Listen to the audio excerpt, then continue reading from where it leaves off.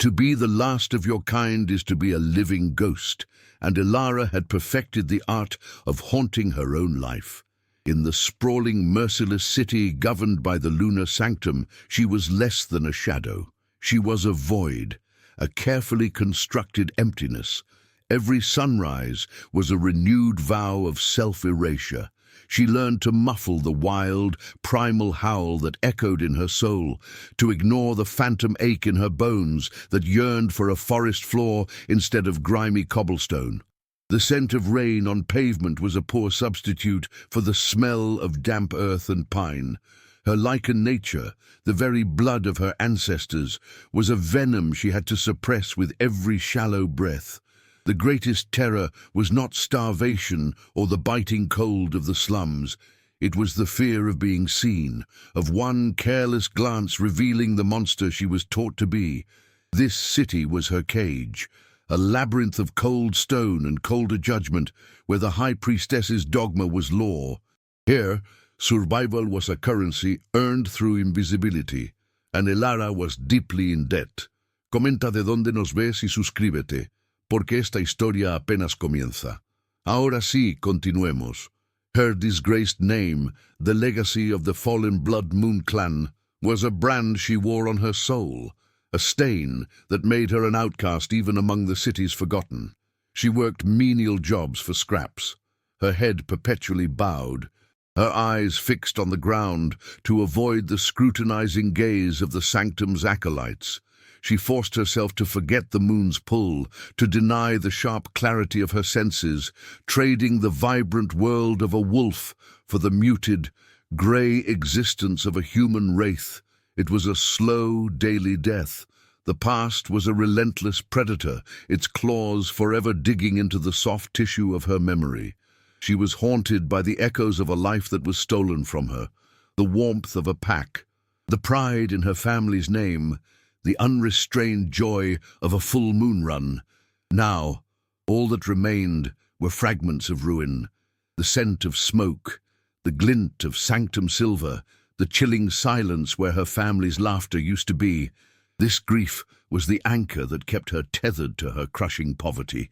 Deep within the fortress of her sorrow, however, a treacherous seed of desire took root, a secret, desperate yearning for a world where her blood wasn't a curse, where the power thrumming in her veins could be a shield, not a shackle, and where she could finally belong. The lunar sanctum's presence was an oppressive weight on the city's very air. Its towering spires of white marble and silver pierced the sky, a constant, gleaming reminder of its unassailable authority.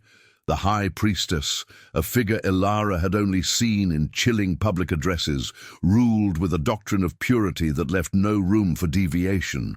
Her enforcers, the silver-clad inquisitors, patrolled the streets, their eyes scanning the crowds for any sign of heresy or unnatural lineage. Public purges and ritual bindings were common spectacles, designed to reinforce fear and obedience.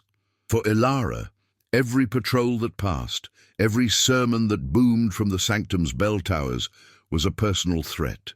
She was the very thing they sought to eradicate, a living embodiment of the old ways they were determined to grind into dust. One suffocating afternoon, as the sun bled orange and purple across the smog-filled sky, a new sound cut through the city's din. Not the usual call to prayer, but the sharp, commanding blast of a ceremonial horn, followed by the voice of a sanctum crier. His words echoed off the stone buildings, each one a hammer blow against Ilara's fragile peace. The High Priestess had decreed a grand purification ceremony, a public display of the sanctum's power to cleanse the city of its lingering taints and low-born strays. A cold dread, sharp and absolute, seized Ilara. This wasn't a general warning. A primal instinct, the very wolf she fought to suppress, screamed that this net was being cast for her. The shadows she had clung to for so long were about to evaporate. The crier's proclamation was not a warning, it was a memory. The sound of the horn ripped through the years, transporting Ilara back to a night choked with smoke and the metallic tang of blood. She was a child again, small and hidden in a hollow log, peering through a crack as silver blades flashed in the moonlight. She remembered the scent of burning pine, the symbol of her clan, and the sight of her parents standing defiant against the sanctum's inquisitors. They had fought not like monsters, but like sovereigns defending their home. Their fall was swift, brutal, and absolute. That night, she didn't just lose her family, she lost her identity, her future, and the very concept of safety. Every day since has been a pale imitation of life, a long, quiet epilogue to a story that ended in fire. The name Blood Moon had once been a source of immense pride, a legacy whispered with reverence in the old forests. Her father used to tell her their magic wasn't wild, but deep, the color of the heart's truth, a power meant to heal and protect the land. He'd shown her how to feel the lifeblood of the earth beneath her feet. The sanctum had twisted that truth, painting their crimson power as a demonic stain, a heresy to be scoured from the world. This poisoned legacy became her heaviest burden. To survive, she had to not only hide her wolf, but also despise the very magic that was her birthright. The deepest wound wasn't the loss of her family, but the forced self-hatred. The daily ritual of spitting on their memory just to draw another breath. In the desolate landscape of her existence, romance was a cruel joke, a language from a foreign world she would never visit. Love required a future, a glimmer of hope to build upon, and Ilara's horizon was a flat, grey line of mere survival. She saw it in the city, the stolen kisses in alleyways, the clasped hands of couples by the river, and it felt like staring through thick glass at a feast she could never taste. To let someone in, to share the crushing weight of her secret, would be an act of profound selfishness. It would be painting a target on their back, inviting the sanctum's wrath into their life. So, she starved her heart as surely as she often starved her belly, convincing herself that loneliness was a small price to pay for another sunrise. The grand purification ceremony felt like the final tightening of a noose. A cold, visceral terror, the kind that lived in the marrow of her bones, took hold. The city, once a sprawling maze where she could lose herself, now felt like a meticulously designed trap. Every passing inquisitor's gaze seemed to linger on her a second too long. The whispers of the crowd felt like accusations. Her finely honed survival instinct screamed that her time as a ghost was over. The shadows she had so carefully cultivated were shrinking, burned away by the sanctum's righteous fire. She could feel the hunt in the air, a predatory tension that made her wolf pace restlessly beneath her skin, desperate to either fight or flee, knowing both were a death sentence. It happened in a rain-slicked alley, not with a roar, but with a whimper. They cornered her as she was leaving a scullery job. 3 inquisitors whose silver armor seemed to suck the light from the evening. There was no grand confrontation. They simply saw her, and they knew. One of them spoke her family name, the syllables dripping with a contempt that flayed her soul. "The last of the Blood Moon filth," he sneered. The touch of their silver-gauntleted hands was an agonizing burn, a holy fire meant to sear away her nature. As they dragged her out of the alley and into the street, the jeers of a gathering crowd became a wall of sound, confirming her deepest, most paralyzing fear. She was seen, and she was utterly, irrevocably condemned. They paraded her toward the city's central plaza, a spectacle for the righteous. Each step was a fresh humiliation, her face streaked with grime and tears, her worn clothes a testament to her lowly status. The faces in the crowd were a monstrous mosaic of fear, piety, and cruel curiosity. She was a lesson, a warning made flesh.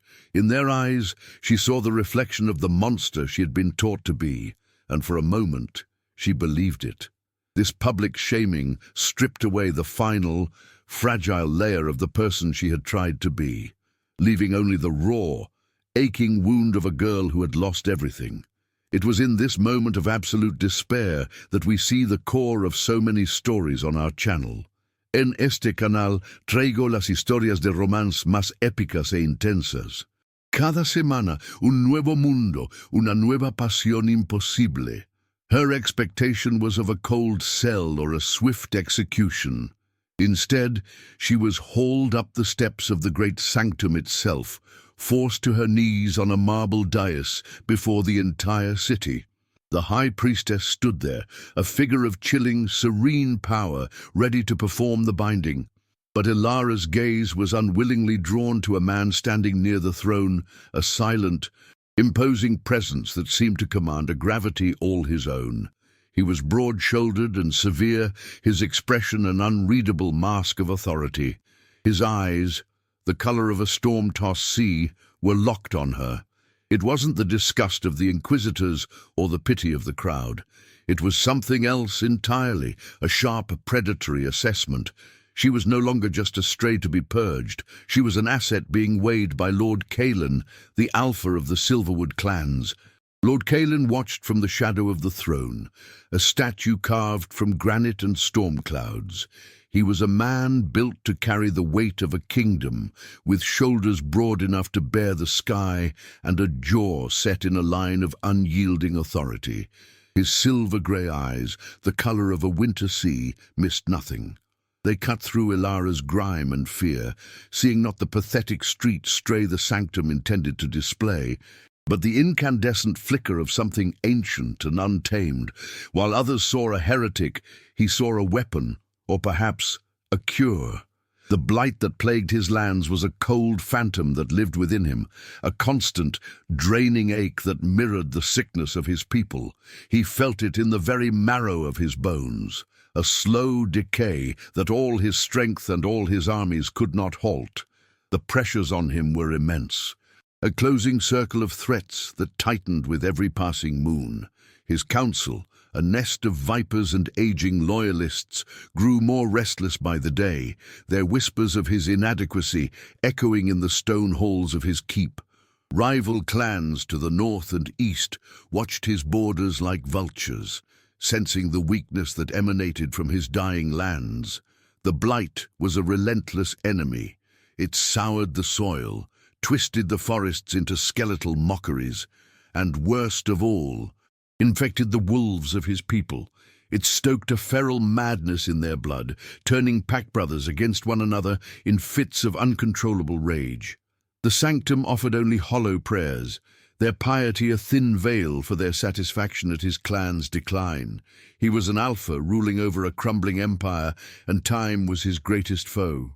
Publicly, Caelan was the unyielding sovereign, his face a mask of cold control, but in the suffocating silence of his chambers, he was a man cornered by destiny. The weight of his lineage was a physical burden, the gazes of his ancestors boring into him from their stoic portraits. His deepest, most secret vulnerability was not the blight itself, but the gut-wrenching fear that he would be the one to fail them, the alpha who presided over the final, withering chapter of the Silverwood legacy. This profound isolation was his true prison. He could share the strategic burdens of war, but he could not share the terror of watching his world die. It was a loneliness so absolute that it had carved out a hollow space in his soul, a void that no amount of power or duty could ever fill. For years, his most trusted scholars and seers had scoured ancient lore for a solution, a counter-agent to the creeping magical pestilence. Their search yielded only whispers and fragmented prophecies of a lost power, a magic intrinsically tied to the lifeblood of the earth itself, symbolized by a crimson moon, the Blood Moon clan. He had long believed them to be nothing more than a myth, a cautionary tale twisted by the sanctum into a demonic legend. But as he watched the High Priestess's ritual shatter, as he saw that raw, untamable crimson energy erupt from Ilara, a myth became a shocking reality. She was not just the last of her kind. She was the living embodiment of the one and only hope he had left, a key he never believed he would find. The moment the sanctum's binding failed was a symphony of chaos to the crowd, but to Caelan It was a revelation. He saw the pure white light of the High Priestess, a power that claimed divine authority, splinter and evaporate against the visceral, primal force of Ilara's spirit. It wasn't the dark, corrupting magic the Sanctum's dogma described. It was wild, yes, but it was also vibrant with life, a raw and beautiful defiance against an artificial order. In that explosive instant, he felt an answering thrum in his own blood, a deep, instinctual recognition of a power that was the world's other half. His desperation, once a formless dread, now solidified into a sharp, ruthless, and singular purpose. He would not let the Sanctum claim her, cage her, or destroy her. She was his. The plaza fell into a stunned, breathless silence, the High Priestess's face a mask of incandescent fury at the public unraveling of her power. Stepping from the shadows, Lord Kaelin's presence commanded the space, his authority a tangible force that quelled the remaining murmurs of the crowd. He did not grant the priestess a single glance. His stormy eyes were locked on Ilara, who remained on her knees, trembling but unbroken. His voice, when he spoke, was not loud, but it carried the unyielding weight of a mountain. He turned to the captain of his personal guard, his words an iron command that cut through the tense air. "Bring her to my citadel, immediately." Ilara's head snapped up, a fresh wave of ice-cold terror washing over her. This was no rescue. This was a king claiming his prize, and she was certain her final judgment had just begun. The journey to Lord Kaelin's citadel was a disorienting blur of stone and steel. Ilara, accustomed to the city's labyrinthine alleys and the stench of decay, was now escorted by silent, imposing guards through corridors that echoed with a different kind of power, ancient, cold, and absolute. The air grew cleaner, sharper, scented with winter pine and polished metal.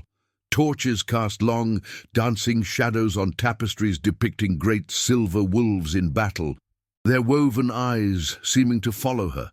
This was not a prison like the Sanctum's dungeons. It was a fortress, a predator's den.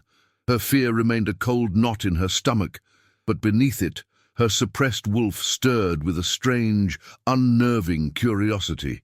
She was being brought to the heart of a rival power, a place where the Sanctum's authority was a distant snarl, and she could feel the shift in the very foundations of the world around her. She was led into a vast, circular study, a room that felt like the heart of the mountain itself. A fire roared in a hearth large enough to stand in, casting a warm, golden light on shelves that groaned under the weight of ancient tomes and scrolls. Maps of the realm, marked with tactical symbols and spreading stains of blight, covered a massive oak table. Lord Kaelin stood by the fire, having dismissed his guards with a silent, almost imperceptible gesture. The silence that fell was heavier than any stone. He didn't speak, simply turned his storm-grey eyes on her, his gaze an unnerving weight that stripped away her defenses. He was assessing her, not as a heretic or a stray, but as one might assess a rare, untamed animal. Defiance, born of desperation, straightened her spine. She would not cower, not here. "You are Ilara of the Blood Moon clan," he stated, his voice a low rumble that seemed to vibrate in her bones. It was not a question. The last of them. He moved from the fire, his presence dominating the space, making the grand room feel small and suffocating. "The Sanctum has taught you that your magic is a corruption, a demonic stain to be purged." They lied. He stopped before her, close enough that she could see the flecks of silver in his eyes. "My lands are dying," he confessed, the words raw with a vulnerability that was more terrifying than any threat. A magical blight, born of the Sanctum's sterile power, is poisoning my people, turning their wolves to madness. It is a slow, creeping death that my armies cannot fight and my healers cannot mend."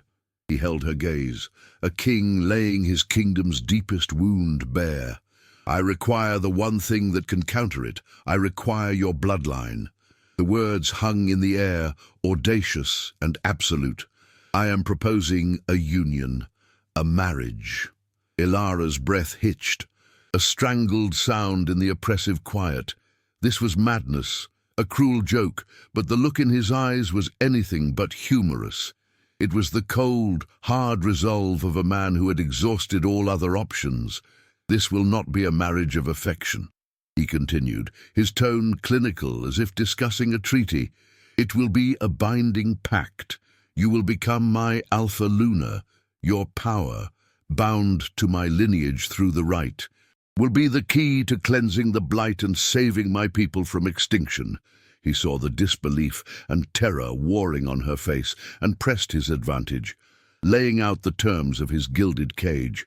"In return for this service, I will give you what the world has denied you. I will formally petition the allied clans to restore the name of Blood Moon, erasing the Sanctum's propaganda from our histories. You will be given lands, a title, and wealth beyond anything you can imagine." He paused, letting the weight of his next promise settle. "And you will have my complete and utter protection. The High Priestess and her inquisitors will never touch you again. My citadel will be your fortress, my armies your shield. I am offering you not just survival, Ilara.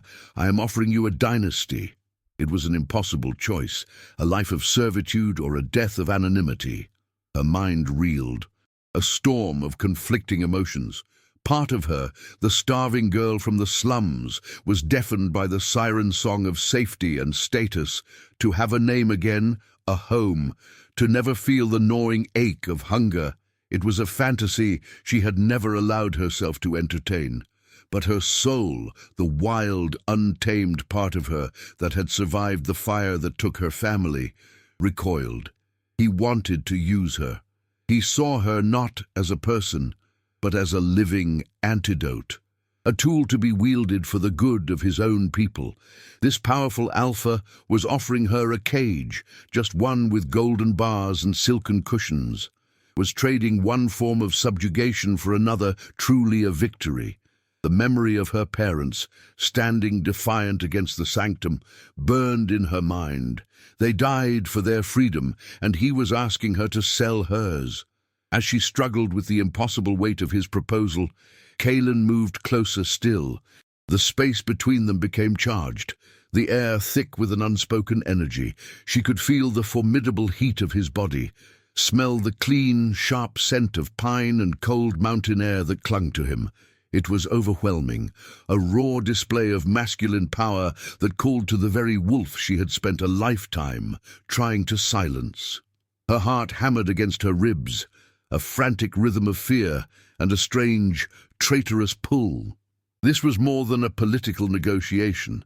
It felt primal, a clash of winter storms and crimson moons.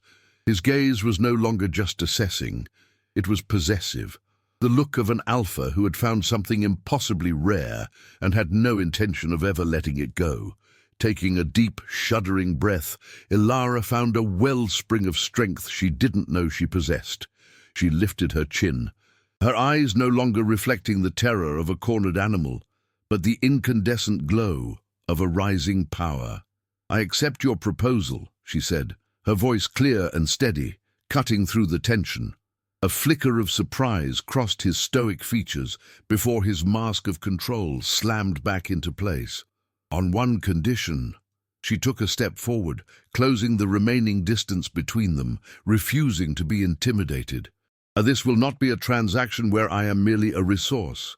You will teach me to control the power you so desperately need, and in return for my hand, you will kneel before me, before the clans, and swear a blood oath not just to protect me, but to honor me as your equal, as your partner."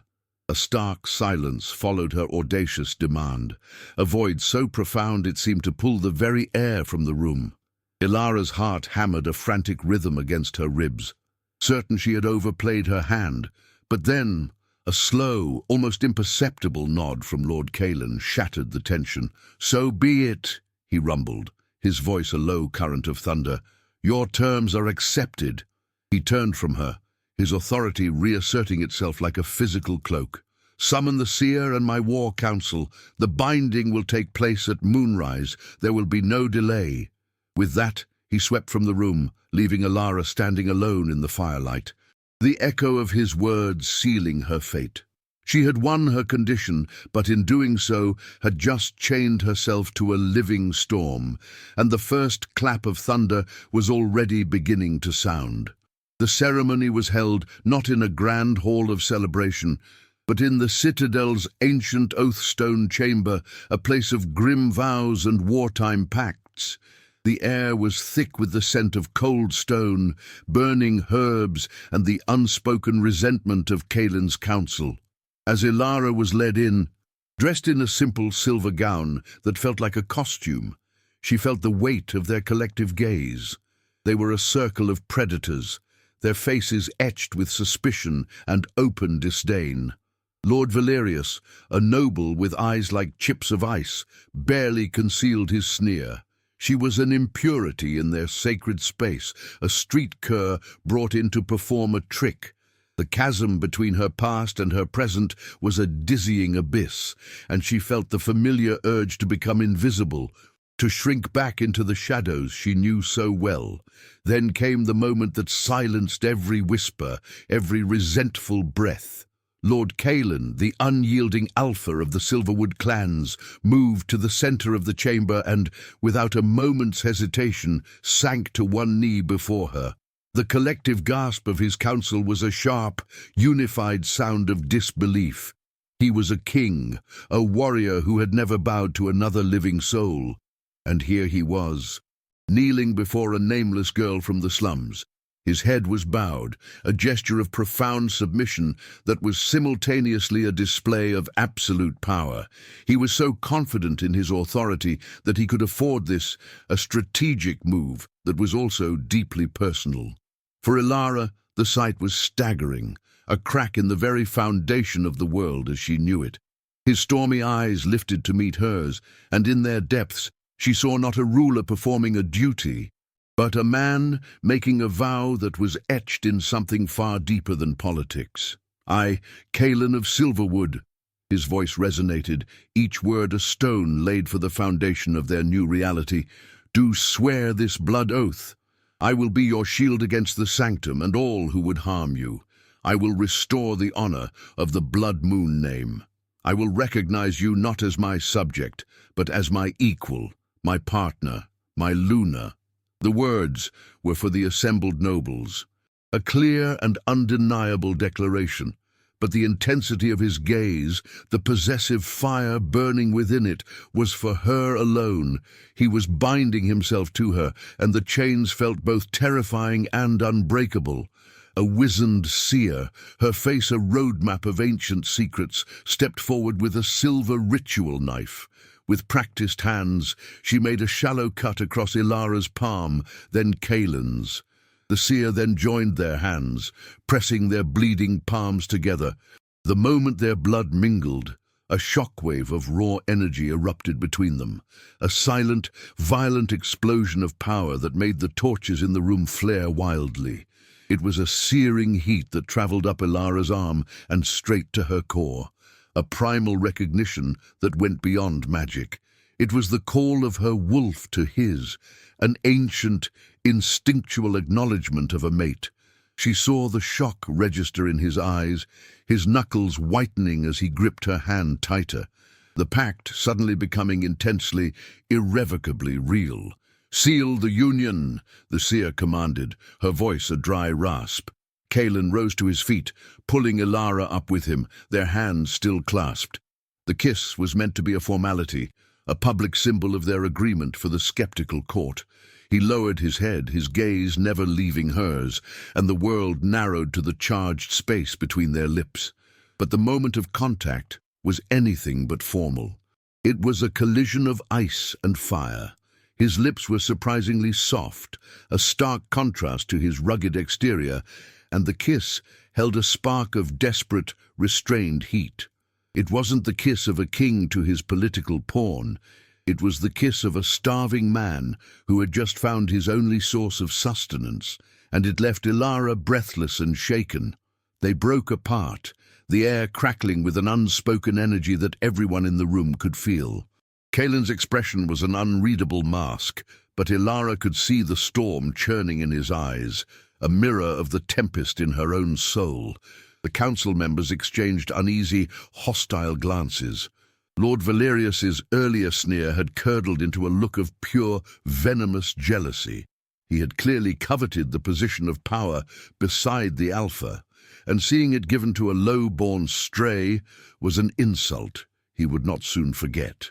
The ceremony had been designed to solidify Kaelin's power and secure his kingdom's future, but it was clear to everyone present that it had also just drawn a new, dangerous set of battle lines within the citadel's own walls. Without a word, Kaelin took her arm, his grip firm and possessive. He turned to face his stunned council, his imposing presence a shield around her. "You will address her as Luna Ilara," he commanded, his voice leaving no room for argument. "Her word is my word. Her safety is the safety of this clan. Any sign of disrespect will be considered treason." He swept his gaze across the room, a silent dare for anyone to challenge him. The message was brutally clear. She was no longer a stray to be pitied or scorned. She was his, and he would tear down anyone who threatened his claim. The raw, protective power emanating from him was a terrifying, intoxicating force. Dale, like Siate Anganchaste, e suscribite para más romances épicos, he led her from the Oathstone chamber, his guards falling into step behind them, creating an impenetrable moving fortress. They walked through the cold, echoing halls of the citadel, the silence between them heavier than any spoken word. The political theatre was over, the vows had been made, and now they were left with the stark reality of their new arrangement. Ilara was acutely aware of his hand on her back, a constant, burning point of contact that sent shivers through her. He was leading her to their shared chambers, the place where the Alpha and his Luna would begin their life together. The opulence of the fortress was a stark contrast to the raw, untamed energy thrumming between them, a promise of a different kind of war about to be waged behind closed doors. The heavy oak door to the Alpha's chambers swung open and then closed behind them with a definitive thud, sealing them inside. The room was immense, dominated by a massive hearth and a bed, large enough for a pack of wolves, but it felt suffocatingly small with the two of them alone inside it. Kaelin finally released her, turning to face her. The formidable mask of the Alpha Lord was gone, replaced by something more raw and unsettled.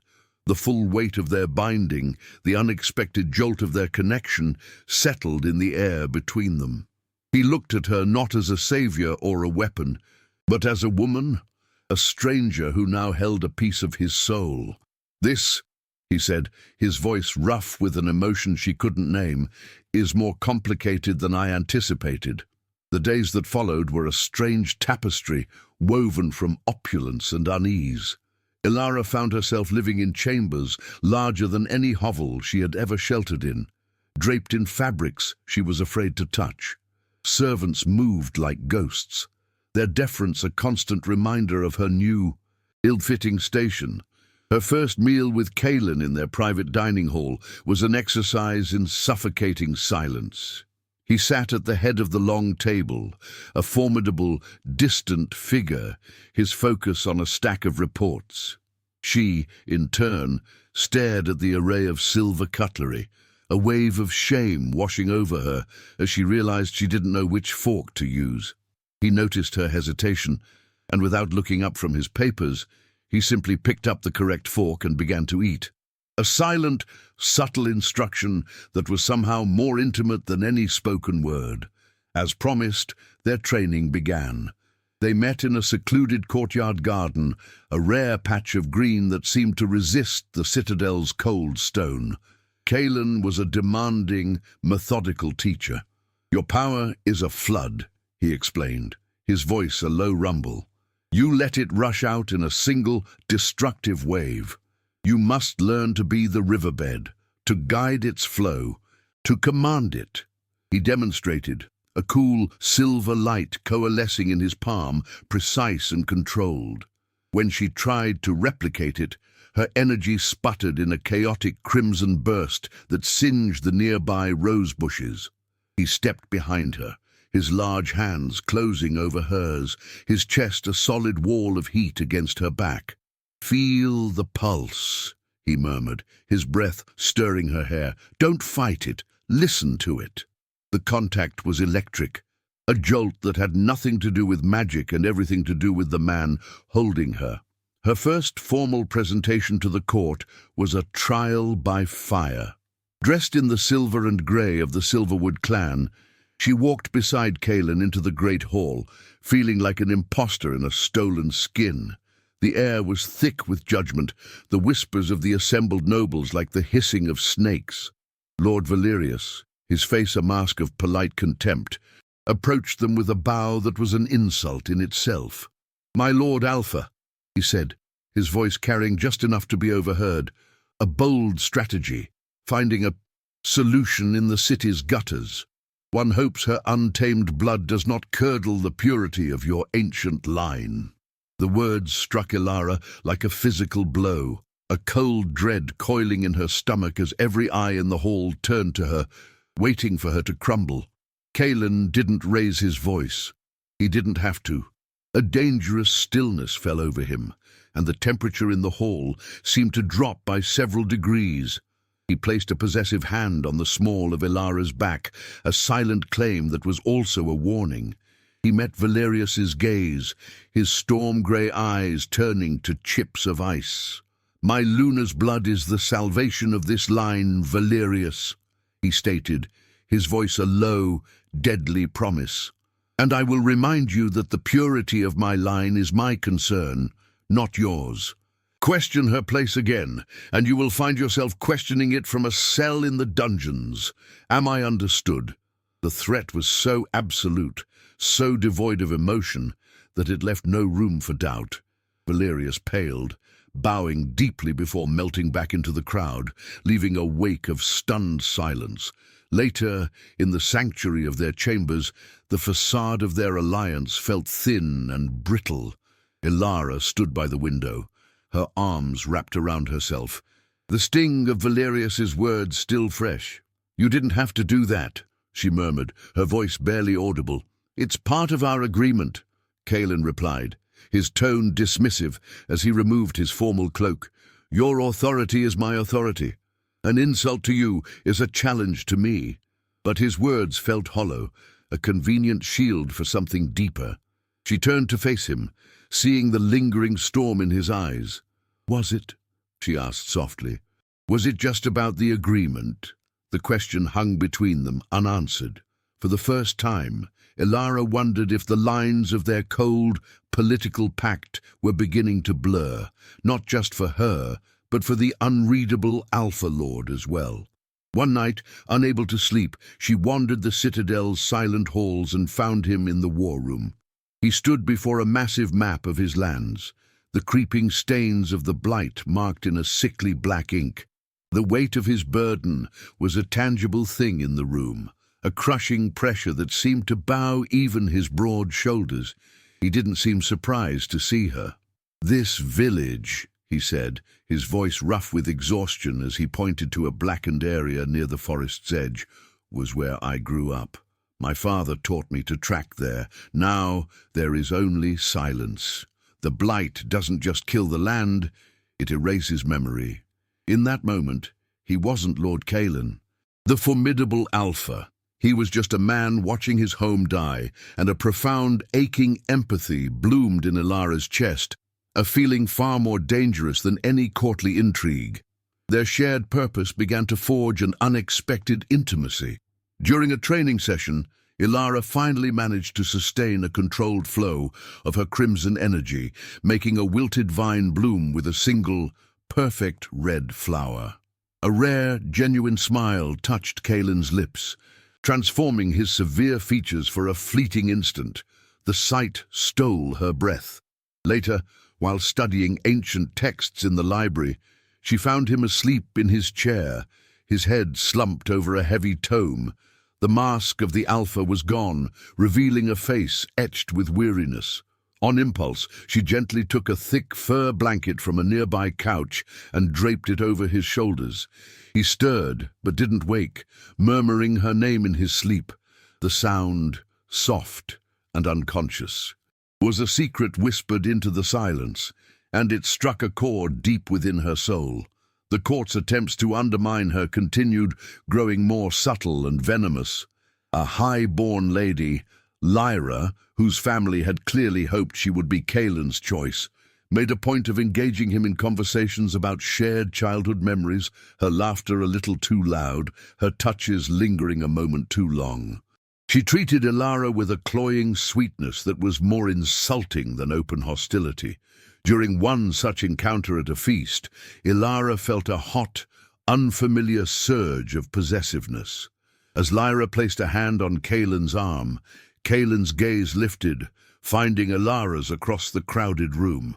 He deliberately removed Lyra's hand and took a step back, his eyes never leaving Ilara's, a silent message passing between them that was for her alone.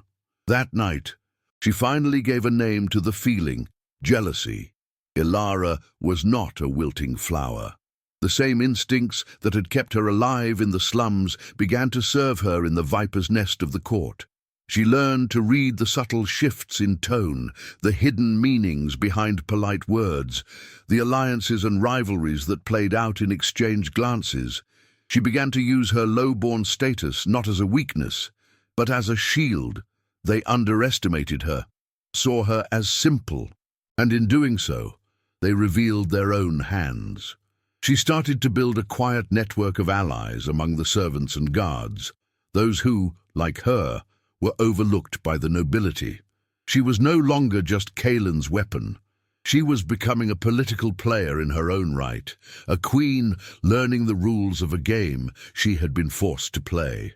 One evening, he found her on the highest balcony of the citadel, gazing at the full moon. Its silver light was a painful reminder of all she had lost, but also a call she could no longer ignore. He came to stand beside her, the silence comfortable rather than strained. "It calls to you," he stated, his voice a low murmur beside her. "Does it ever quiet?" She shook her head, not trusting her voice. "No," she whispered.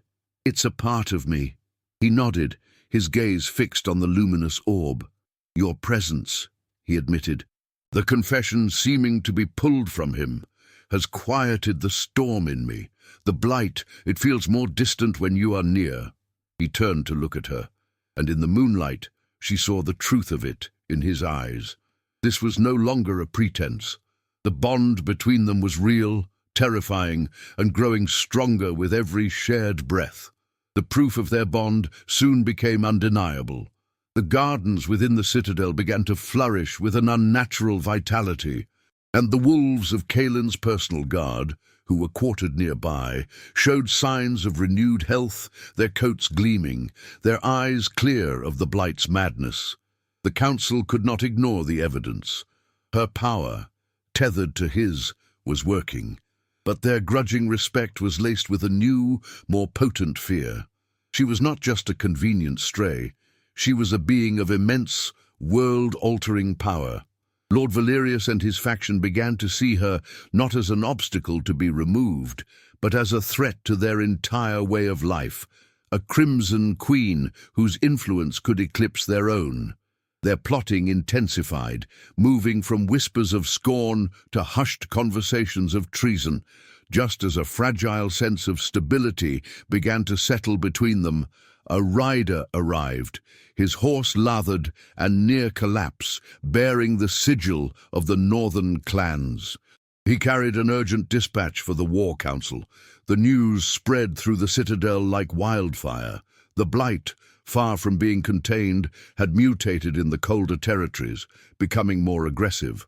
A rival warlord, Lord Fendrel, was using the ensuing chaos to rally the panicked northern clans, blaming Kaelin's unholy union for angering the gods and accelerating the plague. The emergency council session was tense, their fragile alliance now under immense external threat. The High Seer, her voice grim, delivered the final, devastating blow to solidify their claim and unite the clans against Fendrel. The union must be proven absolute. They demanded an heir. Si llegaste hasta aquí, ya eres parte de esta comunidad. Suscríbete para no perderte ninguna historia. The council's demand for an heir fell like an executioner's axe, severing the fragile thread of intimacy that had been weaving itself between them. In an instant, Kaelin was gone, replaced by the distant, formidable Alpha Lord she had first met.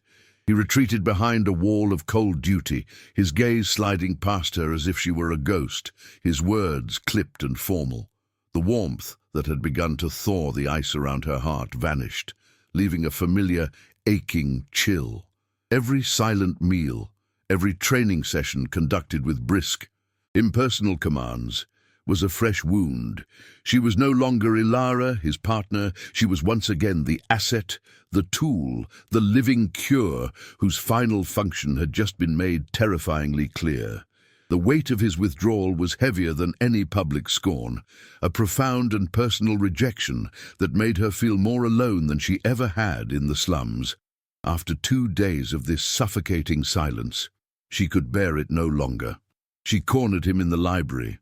The scent of old paper and dust, a stark contrast to the raw, volatile energy crackling between them. "Why?" she demanded, her voice trembling with a mixture of hurt and fury. "Why have you become a stranger to me again? Was it all a lie? The smiles, the training, the way you looked at me on the balcony?" She stepped closer, forcing him to meet her gaze. "Tell me the truth, Kaelin. Is this what I am to you now? Just a vessel for your heir? A means to secure your bloodline and nothing more? Say it, if that's what this is. Let me know if I am simply a brood mare you acquired from the gutters, just as Lord Valerius said." The accusation hung in the air, sharp and painful, a dagger aimed at the heart of their fragile bond. Kaelin's jaw tightened, a muscle feathering along the hard line of his cheek. He turned away, unable to face the raw pain in her eyes.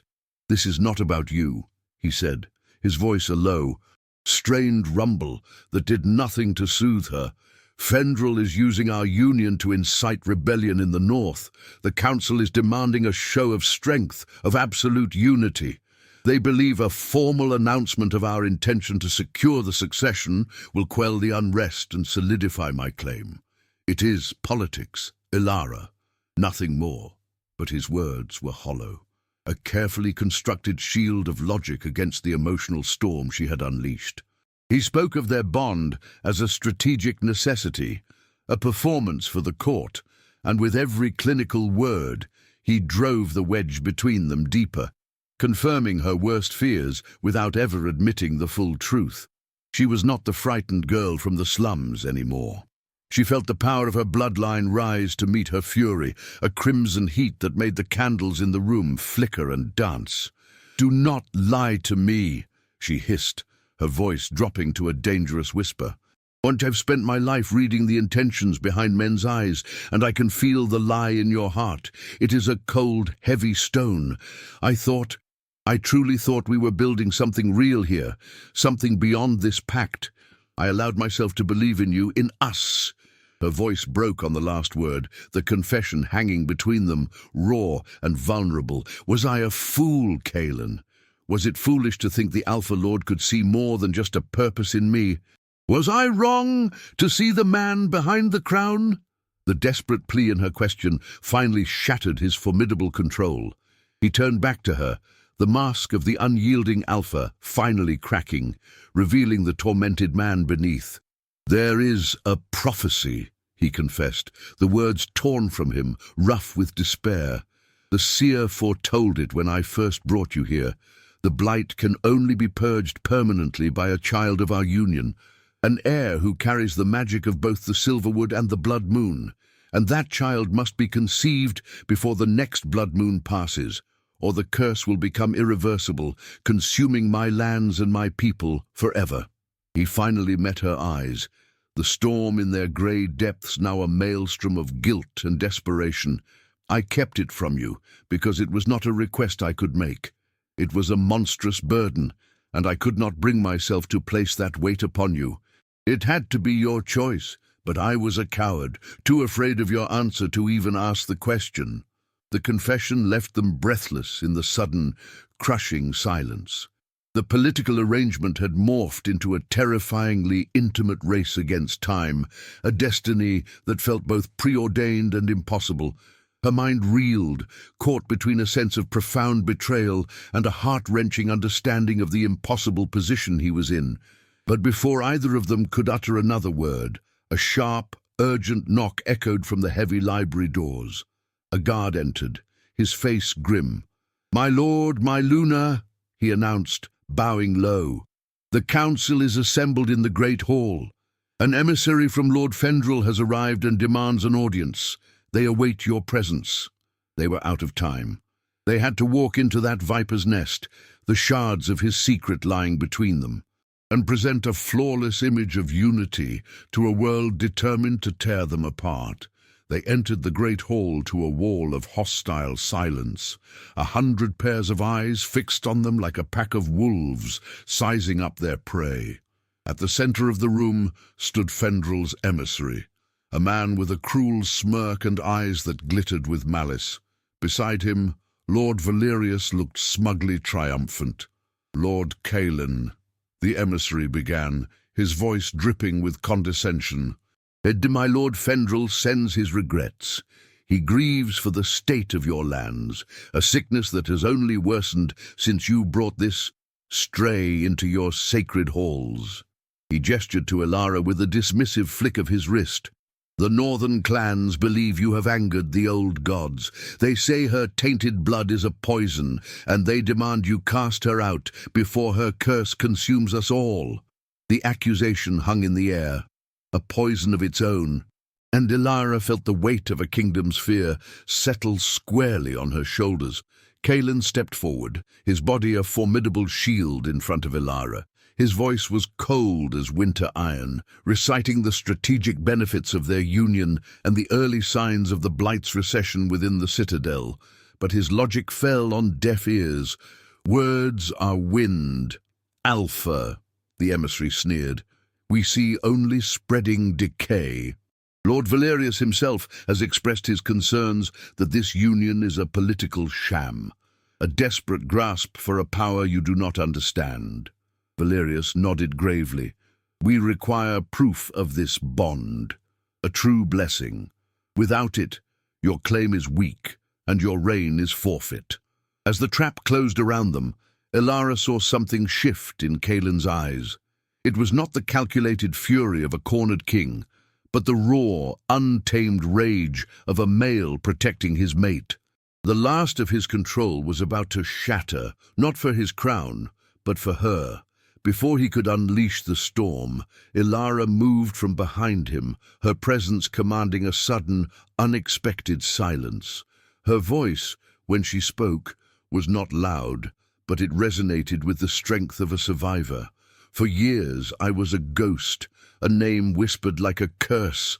I learned to survive in the shadows, believing I was the monster the sanctum created." She looked past the council, past the sneering emissary, her eyes finding Caelan's. "This man offered me a cage, but instead he gave me a home. He saw the wolf, yes, but he was the first to ever see the woman." A tear traced a path through the grime on her cheek. "My lord," she said, her voice ringing with undeniable truth for the entire hall to hear, "this was never just a pact. It was a choice, and I choose you. I have always chosen you." The raw vulnerability of her confession shattered Caelan's formidable composure. He strode to her, ignoring the collective gasp of the court, and took her face in his hands, his thumbs gently wiping away her tears. His voice, when he spoke, was a raw, thunderous vow that shook the very foundations of the hall. "She is not a stray. She is not a curse. She is my Luna, my equal, and the other half of my soul." He turned his blazing gaze upon the emissary and Valerius, his declaration absolute. "You speak of blessings and pacts. I speak of destiny. She is my true mate." He pulled her against him, his lips crashing down on hers in a kiss that was not a performance, but a claiming. It was a fusion of ice and fire, a raw, desperate collision that sealed their bond and unleashed a wave of incandescent power, silver and crimson entwined, that pulsed through the entire chamber. The sheer force of their declared bond silenced the hall. The visible aura of their combined magic, a testament more powerful than any treaty. Fendral's emissary stumbled back, his face pale with shock, while Lord Valerius looked upon them with the horrified understanding that he had not just lost a political game, but had witnessed the birth of a new and terrifying power.